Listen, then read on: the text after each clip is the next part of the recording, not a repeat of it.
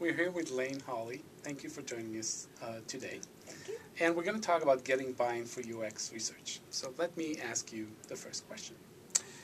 How can we convert traditional research techniques to be more quick, collaborative, visual, and continuous? Okay. I think that this is something that I love to talk about because that was for me sort of where the switch turned. I have a background as an agency designer, and I worked for many years at Cooper Interaction Design in San Francisco with Alan Cooper and his company. And we developed a lot of methodology around doing research and personas and things like that.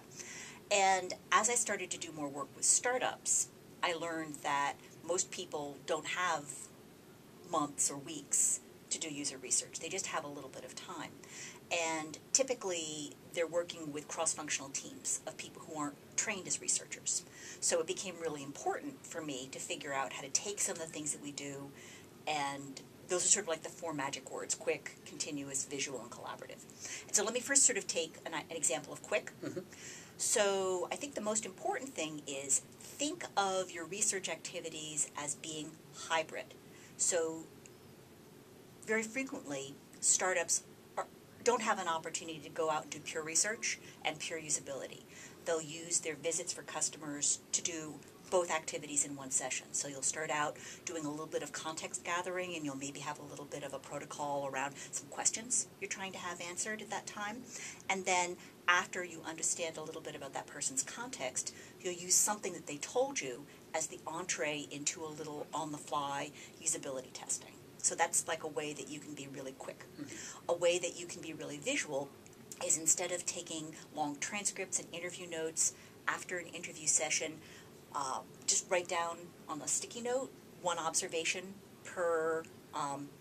note per observation during the interview. And then when you get back to the office, just take an iPhone photo of your subject, put that on the wall, put the sticky notes up, and then that sort of takes us to collaborative. Multiple people in your team can be doing interviews simultaneously, and everyone's sort of using the same approach. One iPhone photo, some sticky notes, you put them on a wall, and then after you get a body of research, maybe 3 or 4 interviews, you have a little collaborative session where you walk the wall. So that's quick, that's visual, collaborative, I have to hit continuous. So I like to say, talking to your users shouldn't be a special occasion. You are really looking for an opportunity to create continuous customer engagement where you're bringing users in on a regular basis, and also you're getting better at kind of bringing them in on an ad hoc basis as necessary and not making it such a big deal. Yeah, make it a small deal. Yeah. Definitely agree. Yeah, so Tomer, I have a question for you. Sure. So you've been talking to a lot of people about research, and we all understand that there's some different objectives in research. Sometimes what we're doing is we're trying to understand people and their context and their problems, and we use this information in a generative way to help us come up with new ideas. And then we're also using research to get feedback on things that we show people, to learn how people use things, if it's usable, if it's understandable, how good we have solved the problem. That's not very articulate, but you get what I'm talking about. So I think of these two things as being research for generative purposes and research for evaluative purposes. Which is harder to get permission for, and why? So I know, and I have been in these situations, that everything is hard. So, I mean, my intuition now that I'm working where I'm working, it's very easy for me to get buy-in for, the evaluative stuff. But I remember the days that weren't long ago when I worked in other places where even that was very hard. But if you're working in a relatively more mature organization, mature toward UX research, I find it very easy to get buy-in for usability testing and evaluative research, because people, engineers and product managers, they want to do a good job. And they know they can clearly see the benefit in usability testing right away. They know it's going to get them to come up with better products or with more usable products. So that's relatively easy to get buy-in for. The generative research is more problematic, I think. And I think there are 2 reasons for that. One is when people start hearing you as a researcher, if you're a researcher, talk about that type of research, they pretty quickly understand that this is not going to be very fast. You talked about being quick. So they realize that it's not going to take a day, a week, or 2 or 3, and that makes them become more hesitating about agreeing to do that. And the other thing, if they agree to do that, is when they see the results, they usually then understand that in many cases they are not immediately actionable. So, and I've seen studies that I ran that took 2 years to become actionable, because we all know that people's behavior is not changing very often. So things you find in a generative study might be relevant for many years to come. So it's hard to come up with wishy-washy results that nobody understands and then ask to do more of this. People don't see immediate actionable results, they refuse to do that. So it's harder. It's harder to get buy-in for. There are ways to get that buy-in, but I guess that's for another question. Okay. So my next question to you is about entrepreneurs. All right. You have a lot of experience with entrepreneurs. So how do entrepreneurs change when they understand and implement ways to insert design thinking and research into what they do? Wow. I love this question.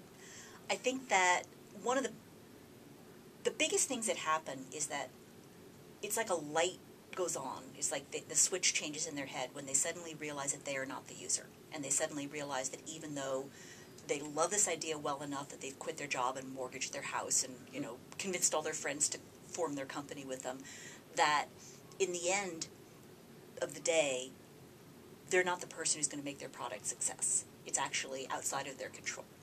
And the only people who hold the key to understanding how it's going to be a success is to get out of the building. And it may seem a little woo-woo to talk about this way, but in a way, I see it as being a humbling experience, and in a way, it's an ego loss.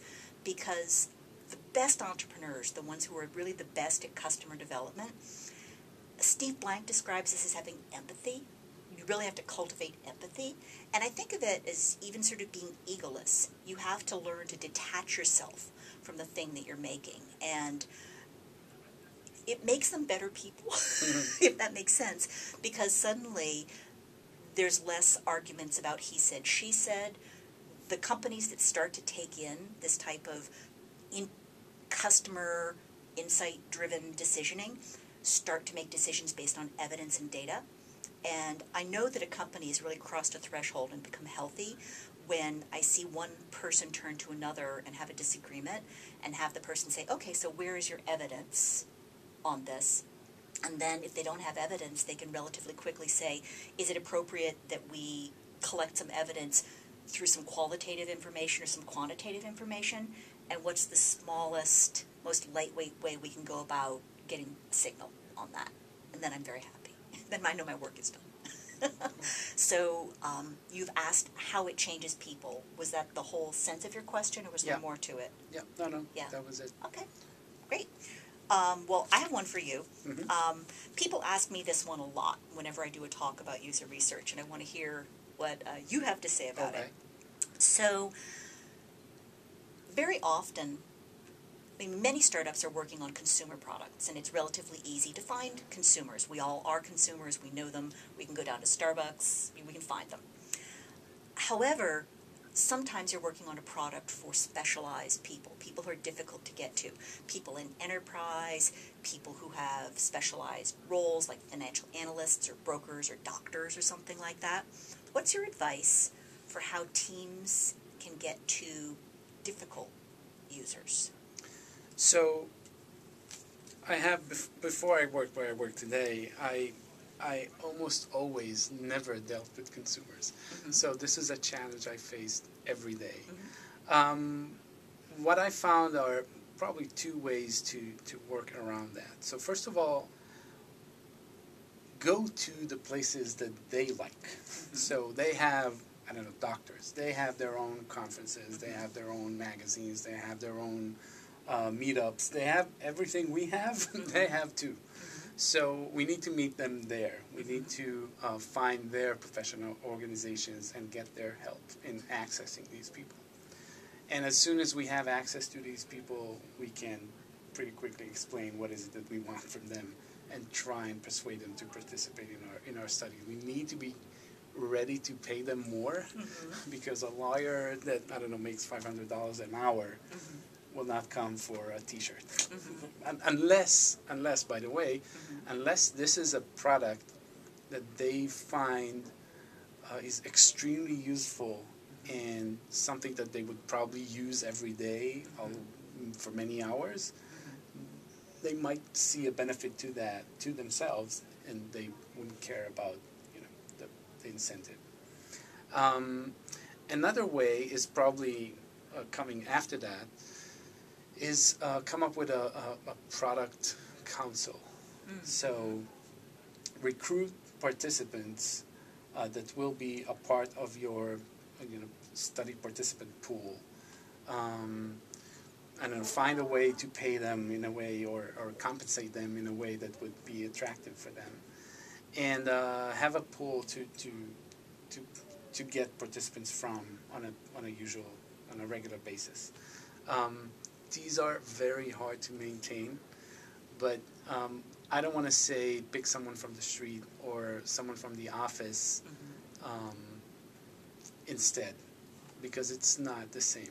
One trick I used to use in the past is the best participant, worst participant. So I would recruit 7 participants for each study, 5 participants that are representative of the audience, and then 2 special participants. The worst participant is literally someone from the street that knows nothing about what you developed.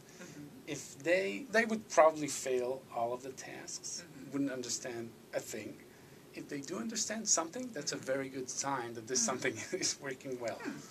Now the other way around is recruiting the 7th participant would be the perfect one, the one who knows everything, someone from your team. They would probably succeed in completing all the tasks, but if they don't, that's a very bad sign for something. So that's something I use, but usually I do want to see real people who would use the product try to use it in front of us as a team.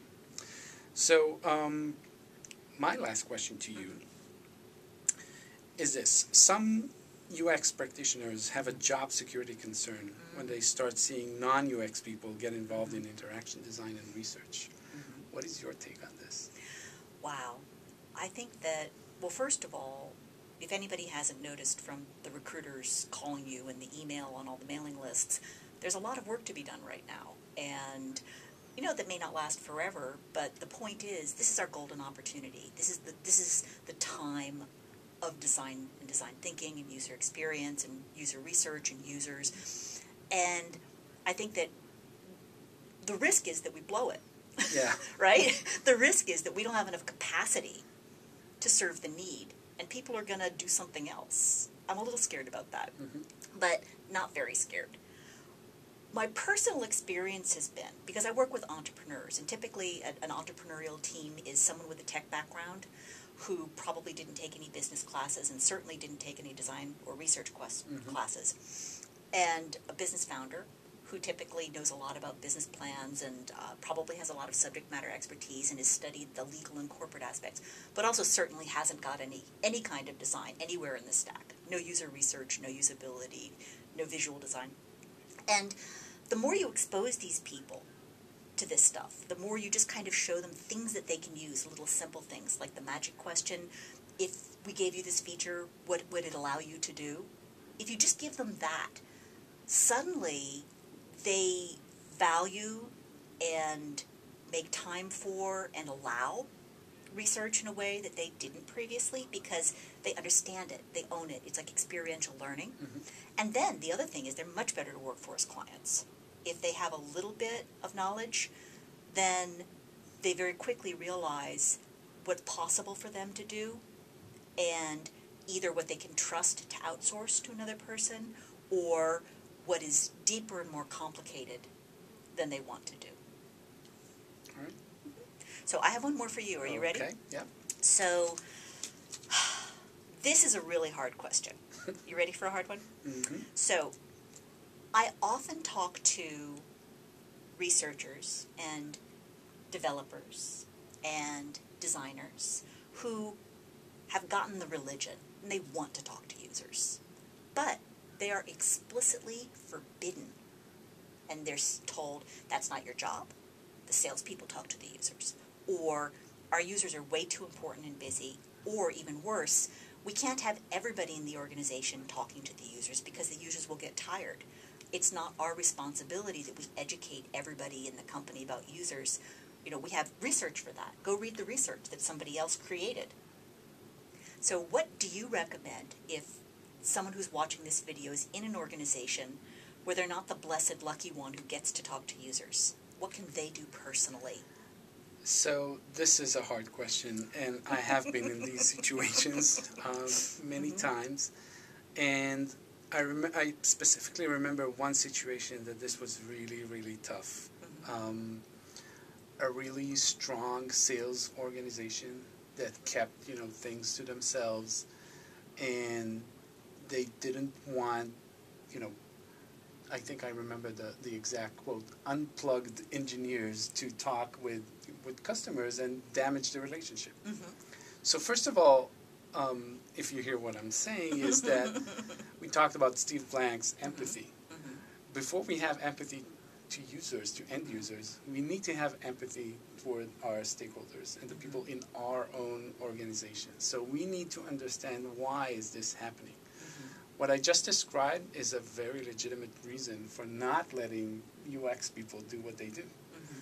And the way I approached it is just, spent a lot of time with salespeople. Understand what they do, join their meetings with customers just as an observer, and join their meetings and try and find things from previous studies that might be helpful for their sales pitches. So if they can use something that I do in my studies, something I find, they can use that with customers, they might start thinking that what I'm doing or want to do might become valuable for them. So instead of thinking of them as the bad people, try to understand what is it that they want really, and provide that. You can, because you have the information, or you can provide this information. And then I remember when I met the director of sales or even higher ups, I scheduled all the meetings in the usability lab. So they start to feel the users from my perspective, from the perspective of research. And this is how you get, slowly but surely, you get by. And it's not going to work with everyone. And we need to accept the fact that it's not going to work with everyone. And because we're not, I know many UX people think the sun is shining from their behinds, but it's not always the case. And we need to accept that. And as we accept things as they are and understand the angle of others, then we can start, to open a crack for research and make it happen.